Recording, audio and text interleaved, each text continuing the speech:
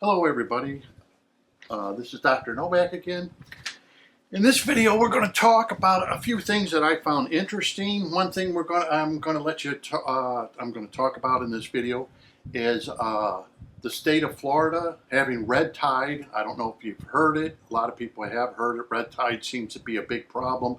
It's going on year after year, and it's upsetting the ecosystem of the waterways here in Florida. Going to have a link below in case you want to read about it, but I'm going to talk a little bit about it, of how they're trying to eradicate and solve the problem of the red tide, which I found was very interesting. You may find it interesting too if you've been watching my channel. And so we'll get into that. Another thing I found interesting is there was a review with Father Fish and Capek. And I thought it was kind of interesting in the fact that Father Fish gives some statistics of numbers. And I'm not going to say whether they're right or wrong because I don't know those statistics. I know some of what's happening in this hobby, but we're going to talk about that because I thought it was very interesting, and you as the hobbyist should probably know if what he is saying is absolutely 100% true. It's kind of shocking to hear what he said. So I'll talk about that because I found it to be interesting that, wow, if the numbers are what he's claiming, it's like, wow, that's not good for this hobby. And then the third thing, I got a question asked, and I told the individual, I said, I'm not going to make a video. And it says, Dear Kevin, how do you deal with fluval stratum, which is the substrate that I'm using in my 90-gallon, is the stratum. Would they break and turn compact, which will happen to all man-made or commercial-made soils? So I heard something about that, where the fluval stratum starts breaking down. I think that's a concern of some hobbyists. They say it comes in little beads, and you can see it, but they say over time it starts breaking down. Okay, and will it compact the soil area, blocking the plenum function? So I'm going to get into answering that question, which is really, okay, what he's basically asking is, do biochemical mediators get hindered in any way when the soil begins to break down? Okay, and it's a very good question, and I thought, wow, that's something that maybe I'll make a video of, then just answer his question, where nobody will know anything about, will the biochemical mediators be hindered in any way if the soil starts breaking down? So we're going to get into that with this video. So if you're interested in any of these subjects, stay tuned.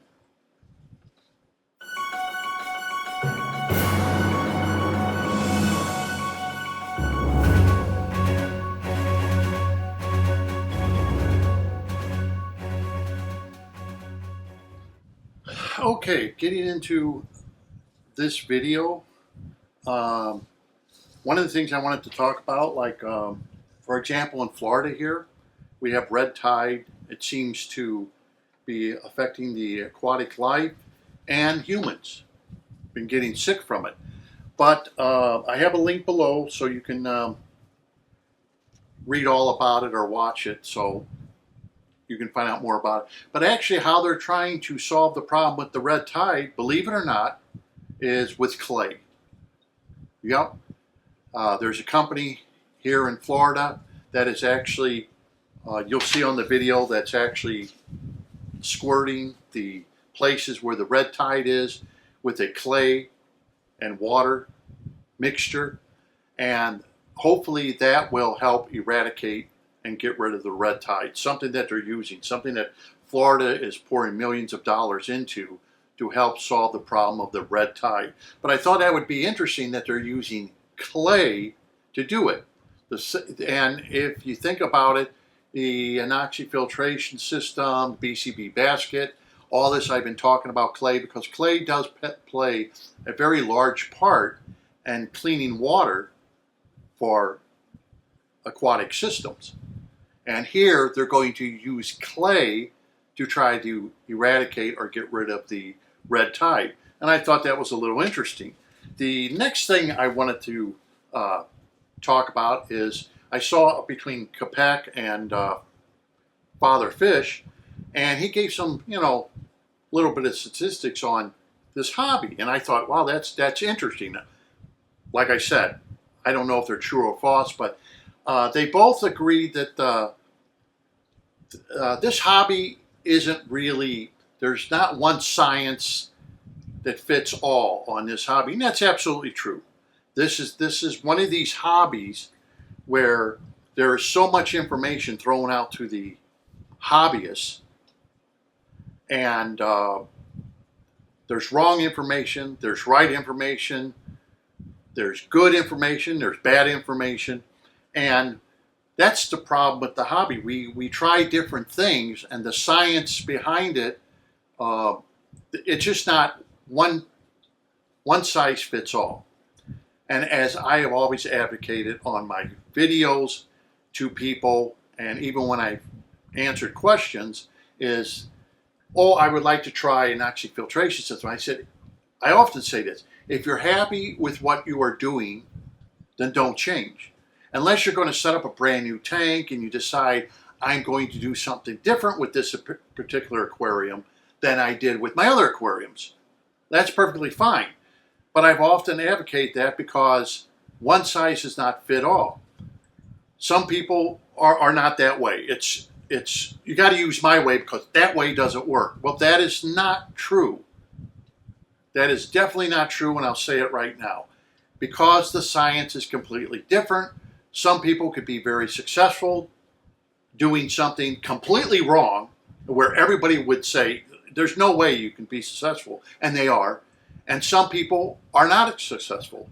For example, using a plenum or a BCB basket, I've seen people build plenums. I've showed you how to do it. They don't make it the right depth. The substrate is too big. I've been asked this hundreds and hundreds of times. Between 1 to 3 millimeters, the substrate should be the size of your substrate. It could be smaller, but that gives you an overall of what kind of substrate you're going to be using. I see people use too big a substrate. I see people not making it deep enough. I see people pumping too much water. There's all kinds of reasons why people fail. And 99% of the time, and this is true, that the reason they're not successful is because they didn't follow directions to a T. They went off and really, I get this all the time. I thought that if I did this, and it's like, okay, that's why you're in the predicament you're in. Because you thought if you changed it, it would work. And when it doesn't work, then you're saying, well, I made a plenum and it doesn't work. Well, 99% of the time, it doesn't work because you did something wrong or you didn't follow directions. I've seen people with ponds and aquariums went over there. I did everything exactly you said. My pond is still not, and then you find out they used the wrong kitty litter. They used it with perfumes. There's always something you find out. They used the wrong kind of basket. Why didn't you use the baskets I suggested? Why did you use this? Well, I thought it would work. Hear it all the time. 99% of the people that are failing is because they didn't follow the directions of which I gave. That's why I try to show these videos and try to show you exactly how I set it up. And that still doesn't work for some people. They still do it their own way. The substrate is too big because the system is dependent upon your substrate, how large it is or how small it is. And because that's pore water and permeability that depend on that, of how it works. But if you make a substrate, it's not thick enough And I've told you this. This is nothing new.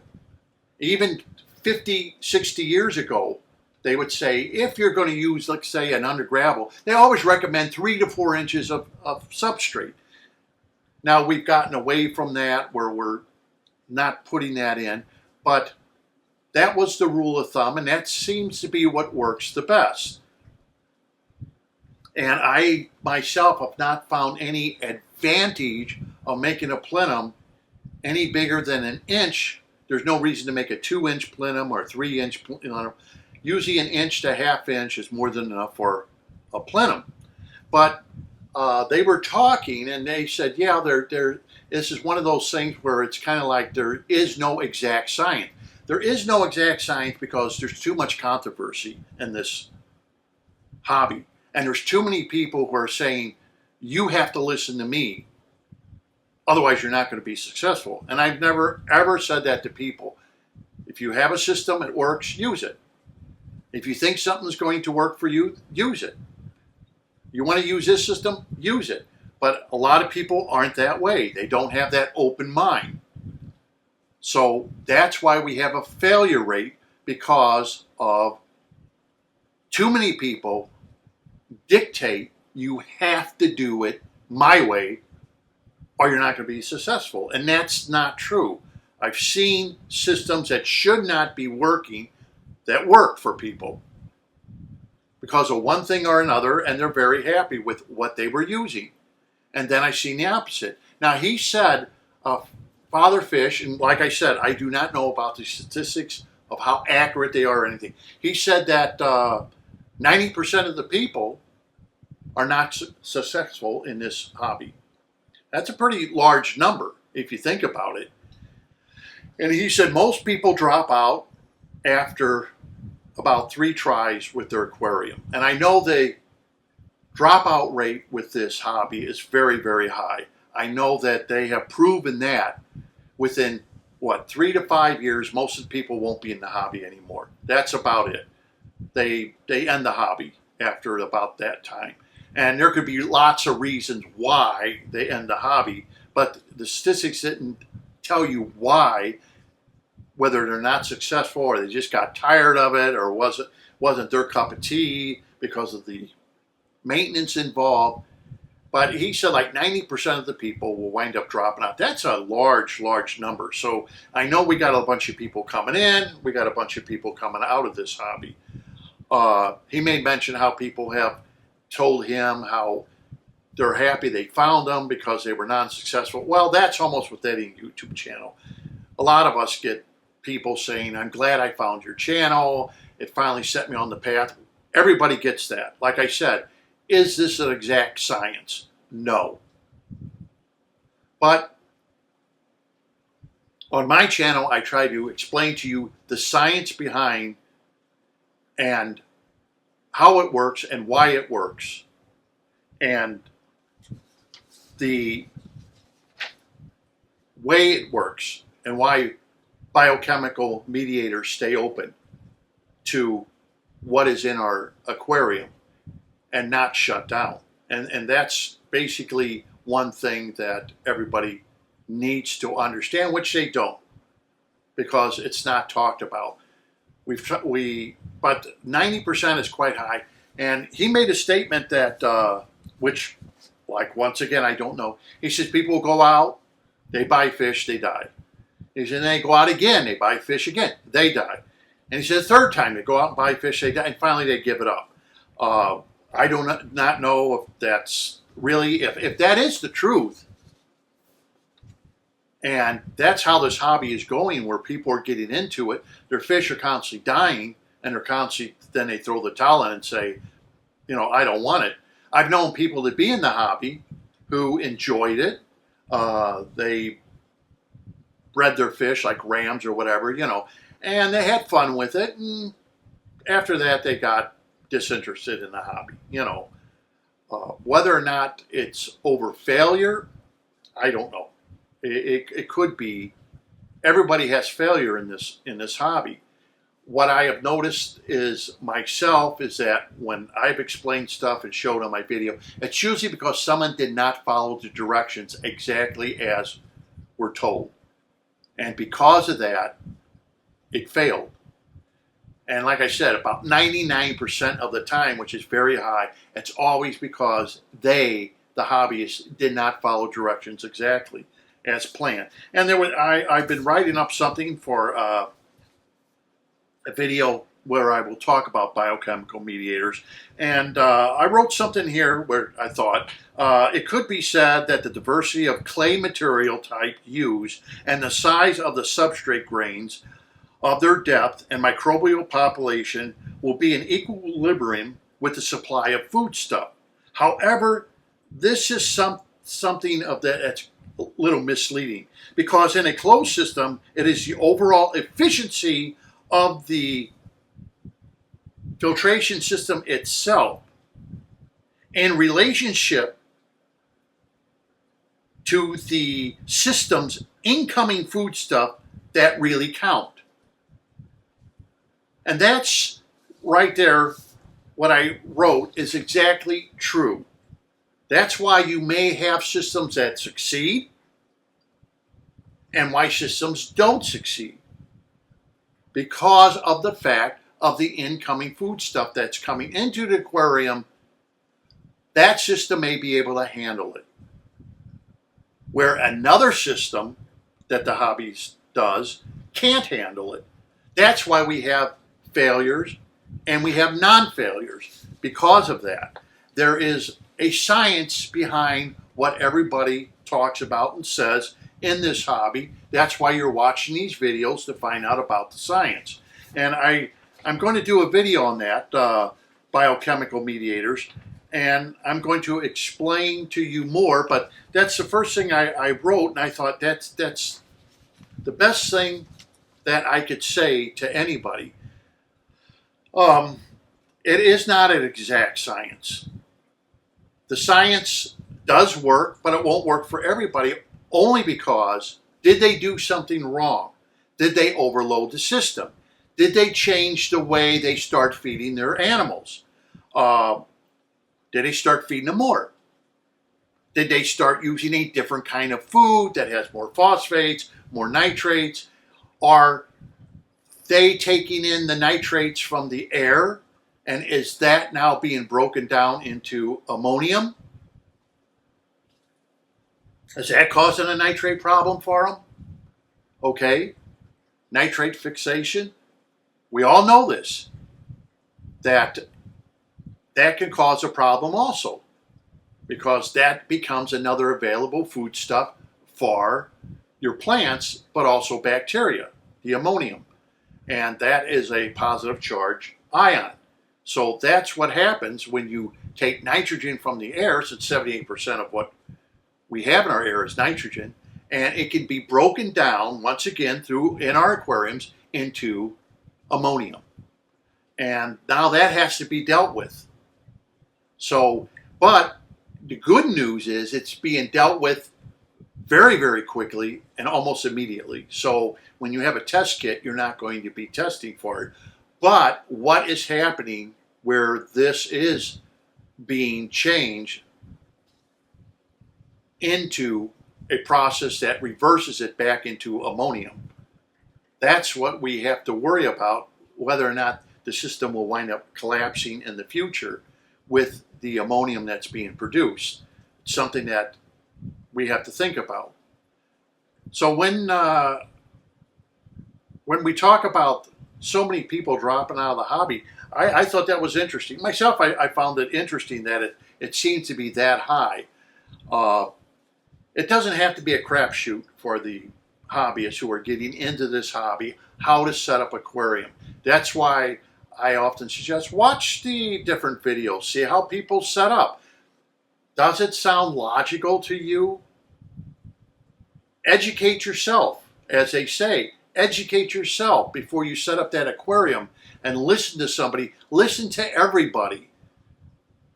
What makes sense to you? What science is behind it to give you the best chance that you don't end up as the 90%, as Dr. Fish said, that wind up dropping out of the hobby. Because we have old-time hobbyists who've been in it forever, who are successful and stay in it forever.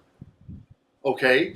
That's why I set up my aquarium, and I've set up 2 of them now, right in front of you, to show you the successful rate. And I show you people that are successful. Let's say for like the guy in New York that has very expensive discus, very successful using the system. Okay? But you have to do it correctly. He is one of those that, has he had a little bit of problems? Yeah. And he's called me up and asked me. I said, maybe you're feeding your fish a little too much. Cut back a little. He was overfeeding his fish because he needed to get the discus to eat, because the fish he has in the aquarium were more competitive for the food than the discus are. He found out he had a problem there. He was overfeeding just to make sure the discus would get the food because the other fish were so aggressive. That's another problem that people have. They get their fish and the fish aren't right because one fish is a slower eater than the other, so they have to overfeed their aquarium to make sure that fish gets food, because of the faster fish will gobble it all down before they can get any. So this causes a problem in the aquarium hobby. That's why they say it's not exact science, because all these problems start piling up on the hobbyists, and then they start getting a problem with nitrates and phosphates and things like this. And this causes problems with too much CO2 in the aquarium, and hobbyists become scared of using that. But anyhow, now with understanding that line that I just read, which it is because of the system's overall efficiency of how it works, which will really make it a successful filter, biological filter, how efficient it is. I will do other videos explaining things about plastic medium and stuff like that. But now, in this part, I thought that was interesting what Father Fish said, because I thought, wow, those are high numbers. I didn't think it was quite that high, but if it is true, and if you're one of those hobbyists who are now on your 3rd set of fish, or you're one of those 90% of the hobby that fell out of the hobby, I know it's hard. I really do. And I sympathize with you. That's the reason I make these videos, because I sympathize with the hobbyists. I know they fail. I know they don't want to fail. People don't want to lose their fish. Other people are more interested in plants. That's fine. But that number of people who are only interested in plants is a very small number of fish keepers, or hobbyists, I should say, because they'll have very small numbers of fish, or very, very tiny fish, or whatever. And like I said before, they'll even feed their fish maybe once a day, once every 2 days, trying to keep their nitrates and phosphates down as low as possible, because they're more into plants than they are plants and fish, or fish only. And in my videos, I'm interested in plants, yes, but we're also interested in saving the lives of the animals of which we're keeping. Like Father Fish even said, millions of fish die, millions every year. And yeah, fish are harder to keep than a canary or a dog, cat. They're a lot harder to keep alive than those animals. These animals live in an environment which we do not live in, and we have to understand that environment and the ecosystem which they live in, of how natural system works, and how we have to try to recreate it. My station is about, my videos are about how to recreate an ecosystem that happens in the wild, how fluids and ions move in and out of the substrate in a natural system. So now we're going to get to the question that was asked, the fluval stratum as it breaks down. Now, I heard about this, that people say after time, ADA or the fluval stratum, it eventually starts breaking down and clogs up the system, and they say then the system fails. Excuse me.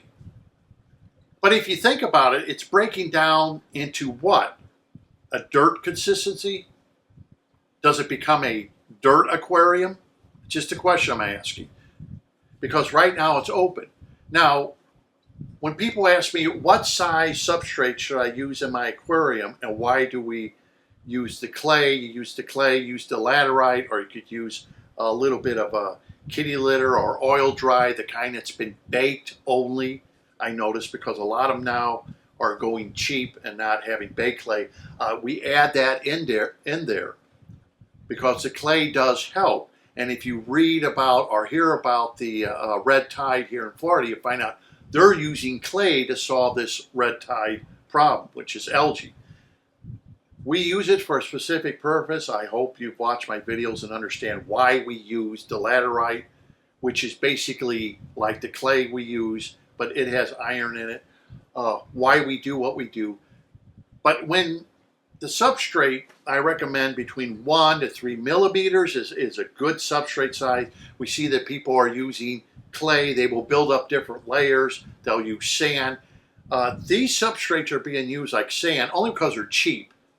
Because a long time ago, we took sand, we threw it at the bottom of an aquarium, whether it be salt water, fresh water. It didn't work. We found out that everything was turning anaerobic because it just compact the sand.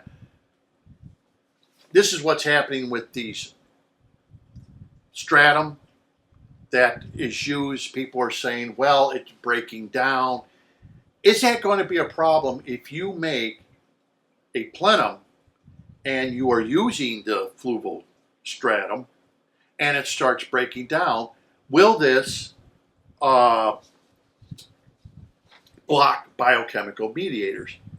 And the truth of the matter is no. I'll tell you right now. The system has been designed because if you think about it this way. If you're using clay, kitty litter, or you're using oil dry or whatever that's been baked, there are very small particulate matter in there.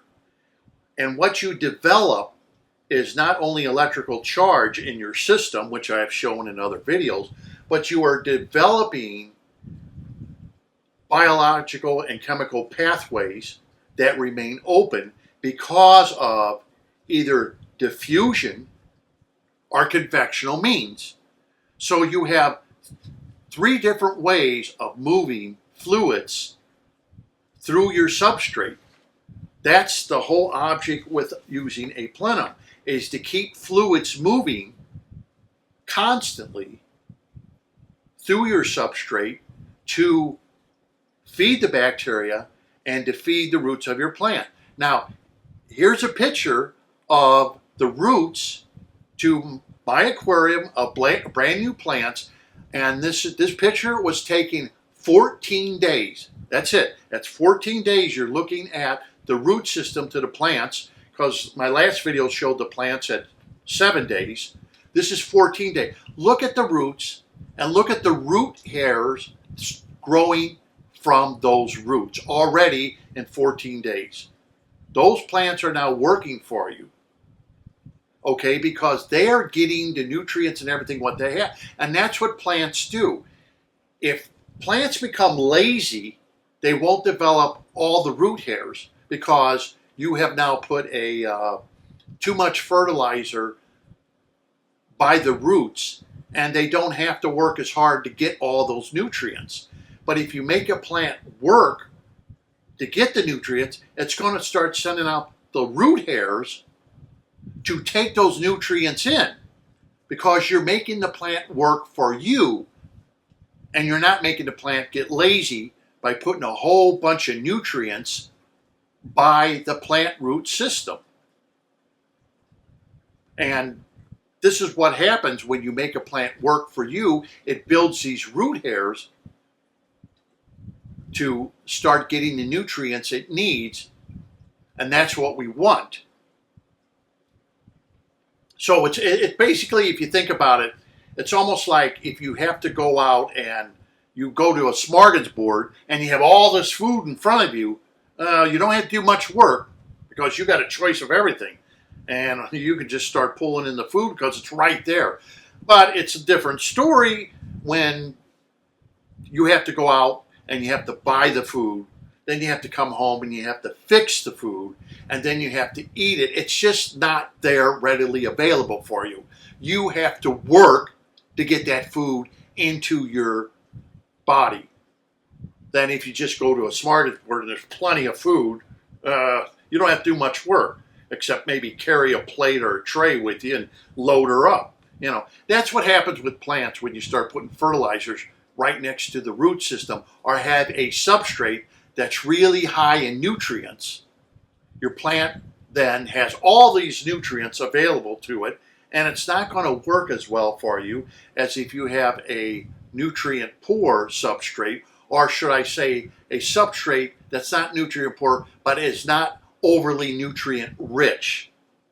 And that's why you're looking at the photographs of within 14 days you already see root hairs coming out of the main roots, because the plant is now working to get the nutrients it wants and needs, and very, very quickly. And that's what we want. Exactly. So if the fluval starts breaking down, and if you're using a plenum, and let's say you have 3 inches at least of substrate and you have an inch plenum or a half-inch plenum, and it starts breaking down, it's not going to hinder the pathways because of you have either move it through electrical charge, you're going to have move it through diffusion, or you're going to have move it through convection. And we know for a fact through research that it does happen. That biochemical mediators do stay open. Even if you look at a BCB basket and you look how compact it is, and you would think to yourself, there can't be oxygen in that basket. You know, there can't be. Because if you ever look at a basket like that, you'd think there can't be. But it's because of electrical charge, diffusion, or convectional means, they do stay open. And I've had people, they don't believe me. And I've said, okay, I'll tell you what, I got a big basket here. Come on over if you want to help me. And let's take a look at it. It's been set up for over 10 years. And I'm going to replant it back up. And they came over and they said, oh, let me do it. Oh, yeah, fine. And they start digging into this clay. And I mean, it should be compact, right? Because of the size of the substrate. And they went in there and it's like they found no blackening of the soil, no smell, nothing. And then they're scratching their heads saying, well, how could this be? This has been set up for 10 years. How can this be? And the basket had no plants in it, and we were going to now take it and put some plants in it, so I needed help to move some of these baskets. Some of these baskets were big, 24 inches in diameter, weighing, over 100 pounds. You're going to need 2 men trying to lift these up, over 10 inches deep. And so I had people help. I also went into other BCB baskets I had in the pond. And I said, let's take a look at one of these baskets. And a lot of them had dates on them when they were planted up. Some of them 20, 30-year-old baskets. Okay, got into them, and it's like they were shocked. This has no plant in it, but everything in this basket is like brand new. It doesn't smell, doesn't have hydrogen sulfide, there's no blackening of the soil.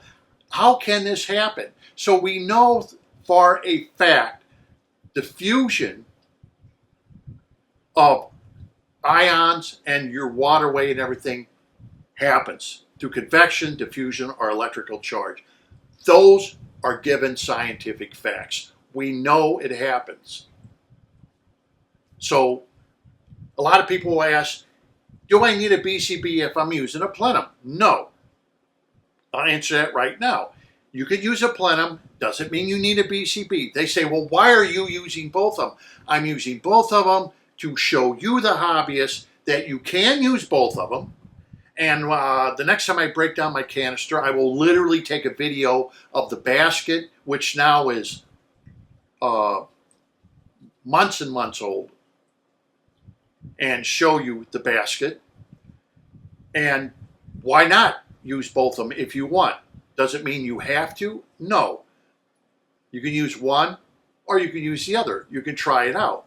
Some people are making, out of mesh bags, they're putting kitty litter and stuff in a mesh bag, packing it in there, and they're putting that like into a filter and just making these mesh bags that you buy, like you put carbon in. Some of them are very fine. You can buy them on the internet. They have a zipper. I use them for my carbon. They're packing that full of the kitty litter or oil dry or whatever. And then they're placing that inside of a filter as a BCB basket. Opened, it's an open cell, it's packed. I see people doing that. And they said, boy, since I've done that, I've seen a huge difference in my aquarium.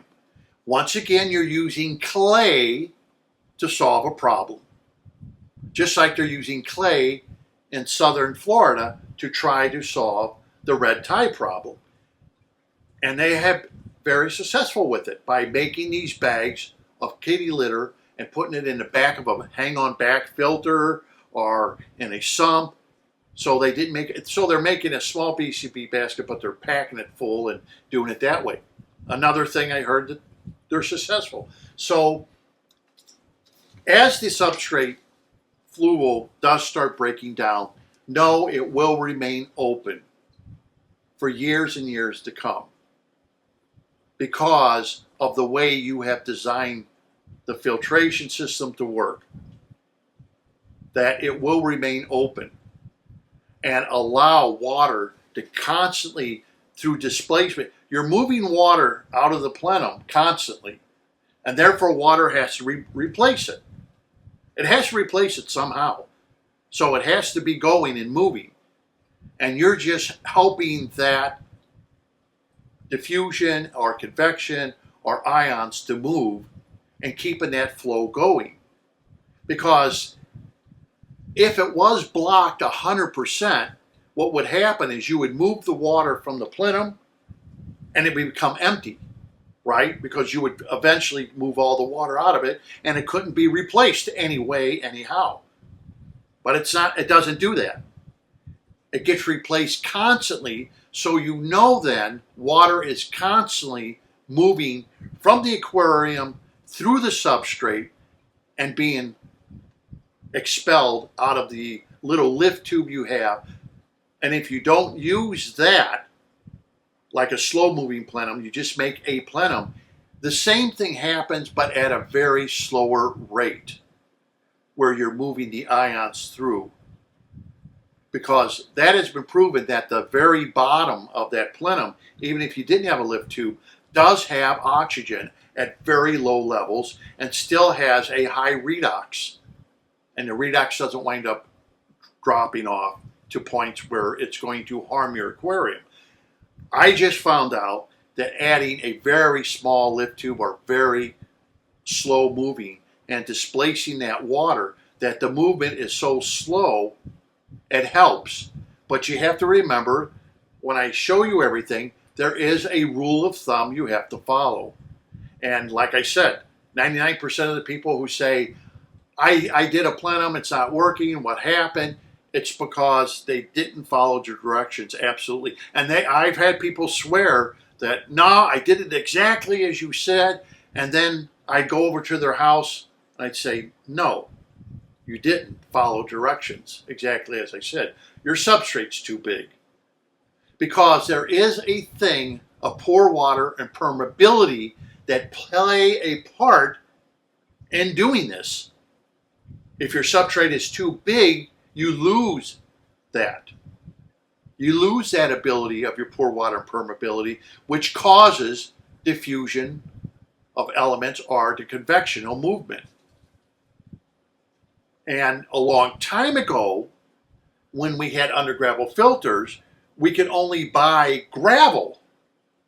And it didn't matter if your gravel was smaller or larger, because you're moving water very quickly through the substrate to keep it very highly oxygenated. And if you think about it, that was science taken from sewage treatment facilities. Under gravel filters were. It was science taken from under gravel filters, was from facilities that we use to clean our water. The wet-dry filter, gone, completely gone today, because it was a nitrate producer, and then hobbyists, it just didn't go over because they said it's producing nitrates like crazy, and now we have to deal with it in our saltwater aquariums, our freshwater aquariums. It did a lot of good things, but it did some bad things that hobbyists just didn't like. Today, wet-dry filters are gone. So, like I said, this is not exact science. The science is constantly revolving, and we have to understand it. Father Fish and Quebec were right. It's not exact science, but there's not one size fits all, because of the fact people either make mistakes, they don't use the right material, they don't follow directions absolutely, and there's lots of reasons why people fail, because they feed too much, they don't feed enough, they don't add CO2. I can go on and on, because this is not an environment that's easy to replicate of a natural system. And as far as the inoxic filtration system goes, it is the closest that I know on the planet Earth that mimics a natural system. Natural systems have water moving constantly in and out at the intersection of topography. That is the way they work. This is the only way to get movement that I have found, and to keep it up for longevity of what you are being taught on this station. Okay, that I have proven for longevity. You're not dependent upon plants, because my tank right now is changing, and there are plants that are getting tired, such as the lotus, and they are going to stop, and those leaves are going to die because the bulbs need to rest. So today it looks great. Tomorrow you may not see any lotus leaves anymore. That's the way it goes. Plants keep changing on how they grow. Anyhow, I hope I answered the question. I hope you enjoyed the video. Until next time, this is Dr. Noack. Thank you for watching.